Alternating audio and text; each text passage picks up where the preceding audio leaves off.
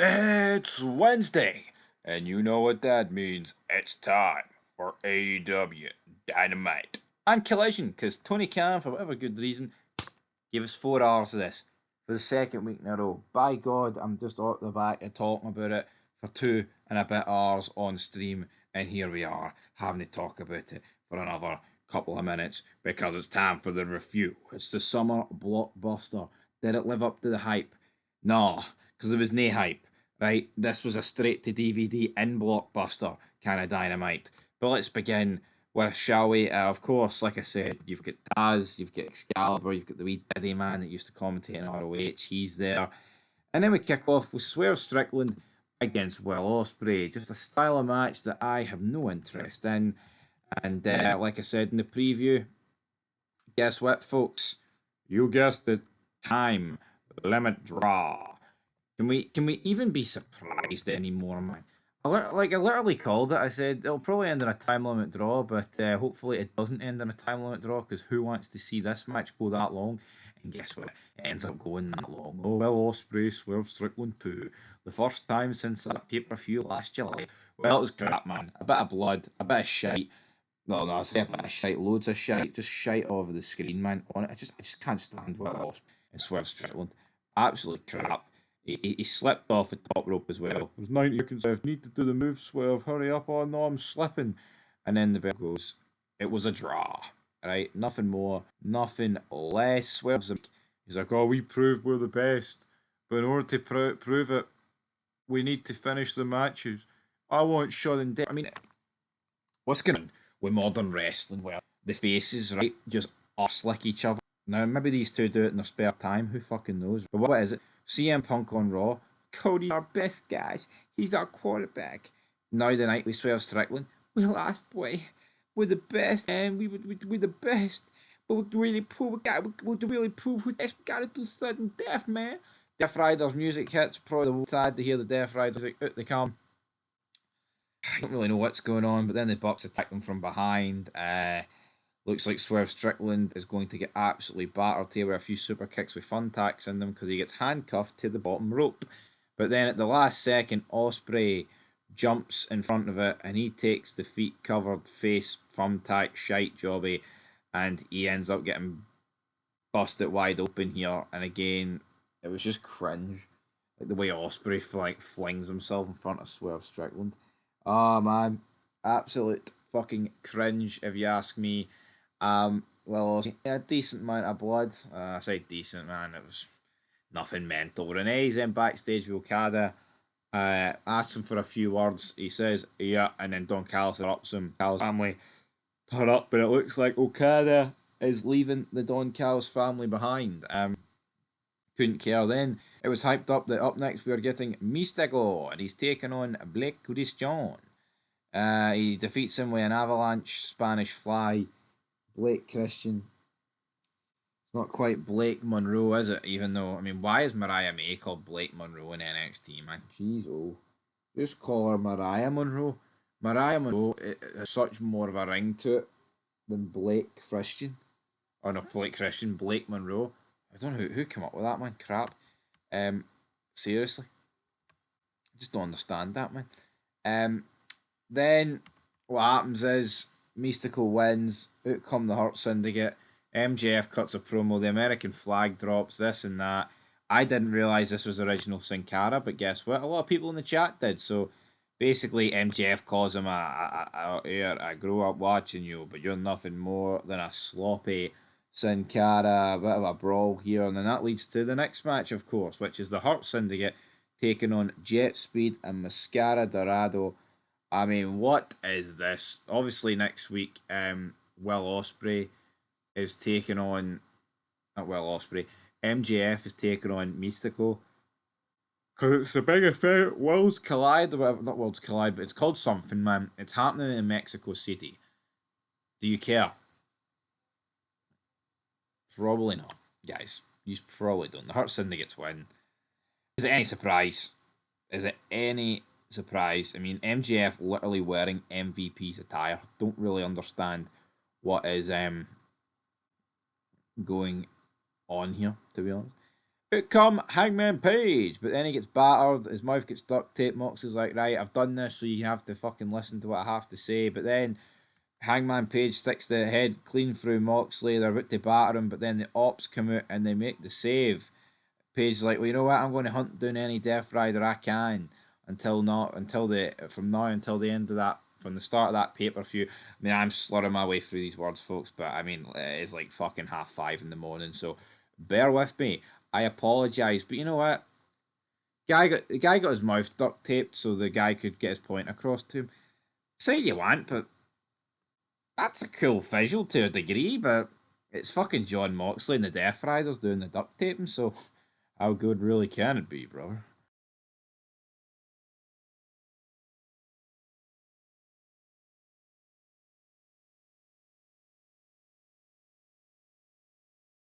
We then cut to our next match, which is TJ versus Megan Bain and Penelope Ford. They make a big deal out of the fact this is Tay Mello's first match back in ages. Who cares? TJ wins, man. If you want me to fucking talk about this for 20 minutes, then you're on the wrong channel. Right? Go watch some Mark that's got nothing better to do with their time. All four women look good, even if Tay Mello has a face like Nicola Sturgeon, apparently. That's what you get when you tune into the live chat on Fog Wrestling. Moving on, we then got a big video package showing about the history between Kenny Omega and Okada. You know, the fact that some people actually like say this is better than like Rock Austin is fucking, it's insane. It's actually scary, man. Like, I mean, I'm not going to sit here and say it's loads of people, but there's enough people that say this worldwide, and it is crazy. But we did this segment anyway. This is how Dynamite, and we've got he's in the ring. We have got Okada and Kenny Omega. Give me a hell yeah! And he introduces the new belts. You got the one winged angel plates on it. I fucking hate the customized plates, man. Honestly, what it is just absolute crap. Out come the Don Callis family.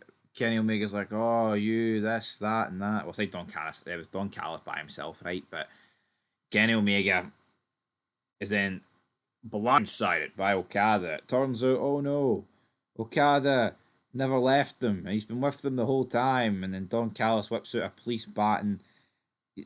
They essentially leave Okada bloody.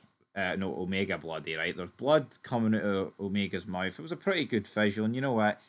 They have to sell this feud to the American audience because, you know, the four people that care about it in Japan, they're fucking irrelevant. And I thought, as shite as this feud is, and I don't care for either guy. I think they're two bums, man, and they leave a bad mark on the wrestling business as a whole. This is a decent visual of the blood. I mean, it's actual blood in a segment that made it look like Okada brutalized Kenny Omega. It's better than anything WWE's done with blood in years, man. Fucking put it that way. Put it that way.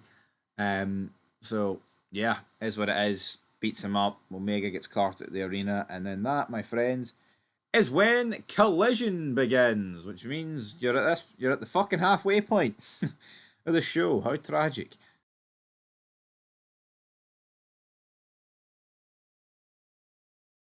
Collision then returns or begins, opens, whatever, with more of this. We see Okada and Don Callis flee the arena in an SUV.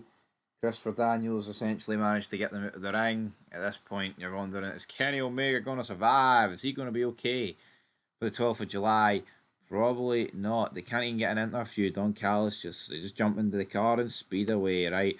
Anthony Bowens versus Kyle Fletcher. This is the point where I end at the stream. Adam Cole came out. You see the size of this guy, man. Straight out of a concentration camp. There is no fucking two words about it. There is no lie there, right? He's literally got no meat on him whatsoever. It looks like gross negligence. You can probably get the word out there.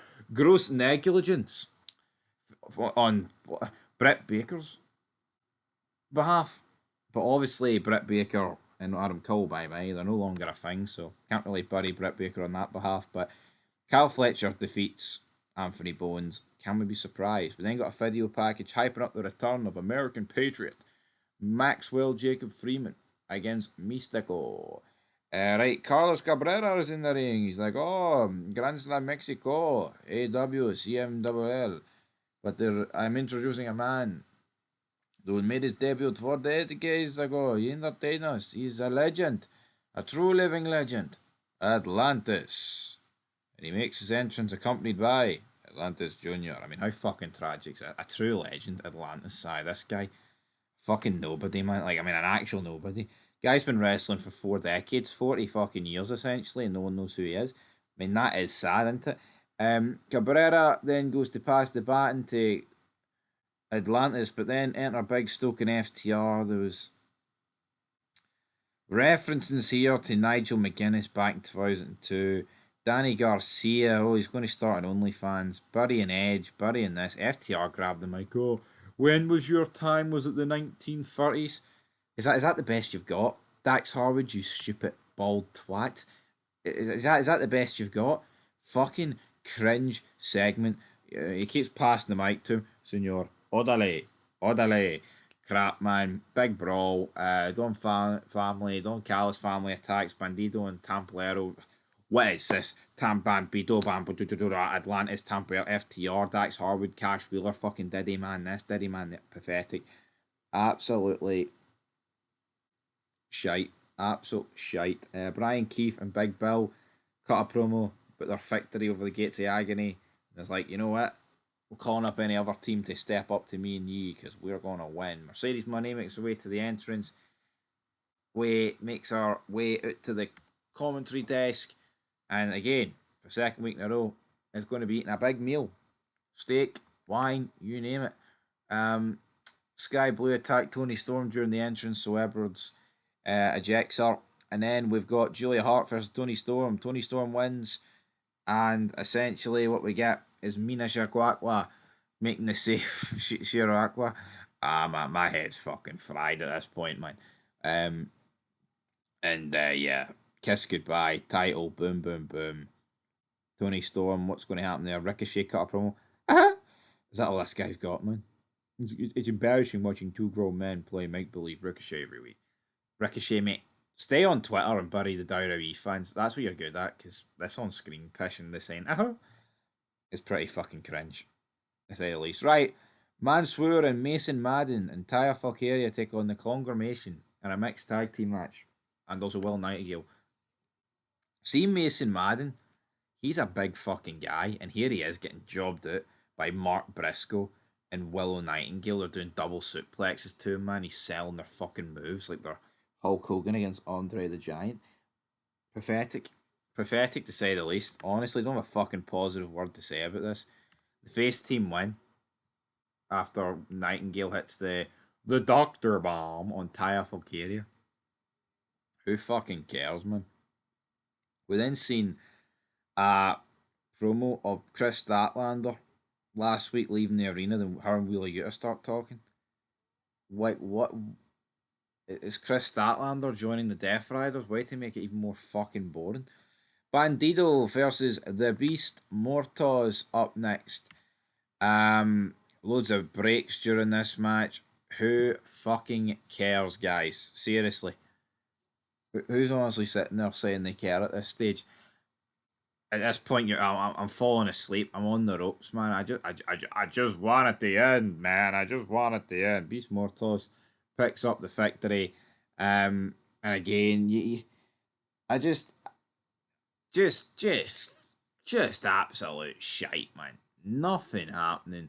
More crap after it. Let's just get to the main event. Adam Cole and his band of bloody camp victims take on the Don Callis family. A bunch of Diddy men here, man. Nothing more, nothing less. Adam Cole's physique makes me want to go to sleep. Honestly, man. Look, see the amount of people that have actually got made livings out of wrestling over like the past 15 years, and they're absolute fucking jobbers. It makes me sick. That's it for summer Blockbuster. I'm away to bed. I can't be arsed talking about this show anymore, man. 4 hours of crap was the odd decent thing, but see when something's 4 hours, man, and 90% of it is unwatchable, then what can you really say about it? 2 out of 10. There you go. Same as Raw. Pish.